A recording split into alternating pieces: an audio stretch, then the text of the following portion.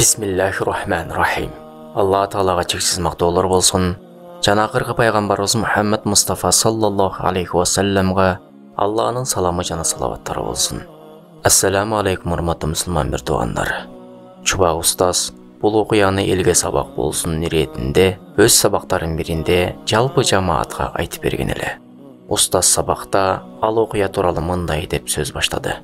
Айылыбызда той болуп калды. Анда мен адашпасам Меккеде 3-чү курста окуп жаткан элем. Тойго артисттен баштап баары келишкен. Арак да коюлган экен. Бардар, кадыр баркка үй бүлө эле. Анан мен барып калдым. Адамдар молдо келиптир. Сөз бергиле, сүйлөп койсун деп мага микрофон узатышты. Мен оозума биринчи болуп, пайгамбарыбыздын арак баардык жамандыктын энеси деген хадиси келиптир. Адамдар бул сөзүмдү жактырышкан жок. Себеби арак ичилип жаткан эле. Анан дагы арактын арам экендиги, коомго тийгизген зыяны тууралуу бир аз сүйлөп, кийин кетип калдым. Арадан көп жылдар өтүп, окууну бүтүп, Меккеден кайтып келдим. Карасам баягы үйдүн дарбазасы култануу, эшигинин алдына чөп өсүп калган экен. Билдим, көптөн бери бул үйдө эч ким жашабай жатканын. Адамдардан сурадым. Булар каяка кетишти? Айтышты.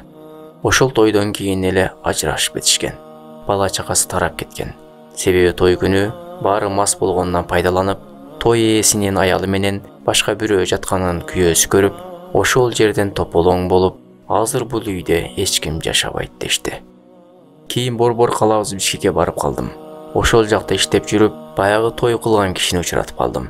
Жүдөп калыптыр. Учурашып ал-абал сураштым. Ал киши мындай деди. Сенин тойдо айткан сөзүң кулагыма жаңыра берет.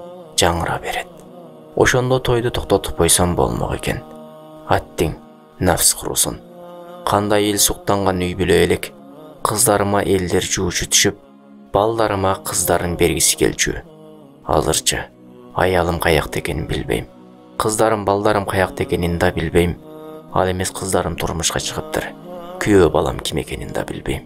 Деп жүрөктөгү муңун айтып, кыйла олтурду. Мен муну менен эмнени айткым келди? Урматтуу мусулман туугандар, келгиле. Эгер чындап эле бактылуу болууну кааласак, тойлорубузду араксыз өткөрөлүчү. Көч кандай башталса ошондой уланат дейт. Биз башкаларга үлгү бололучу. Тойлорду ысырап кылбайлычы. Пайгамбарыбыз саллаллаху алейхи ва саллям көрсөтүп бергендей жол менен жөнөкөй эле той кылалычы. Арам жол менен мактанбай эле коелучу. Баарыбыз бир жакадан баш, бир жеңден кол чыгарып, бири-бирибизди угалычы. Уят болбойлучу. Силерден суранам, дейт маркум устаз Чубак ажы.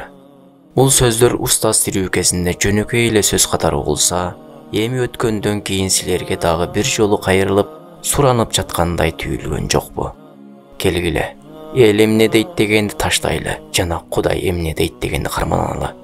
Устаз ушунча айтып, бирок биздин кулагыбызга али да кирбеген болсо, анда биздин башыбызга балее келишине аз эле калыптыр. Сүннөт аткарам деп, же эл көзүнө көрүнөм деп турмуш жолуна коюлган биринчи кадамды арам менен баштабайлычы. Жогорудагы окуя баарыңарга сабак болду деген үмүттөбүз. Ал кишинин тагдырына туш болбойлу. Той канчалык ысырапсыз жана адал менен өтсө, жаңыдан баштап жаткан эки жаштын жашоосу ошончолук берекелүү болот. Алла баарыбызга шариятты карманып жашоону насип этсин. Ассаламу алейкум рахматуллах ва баракатух.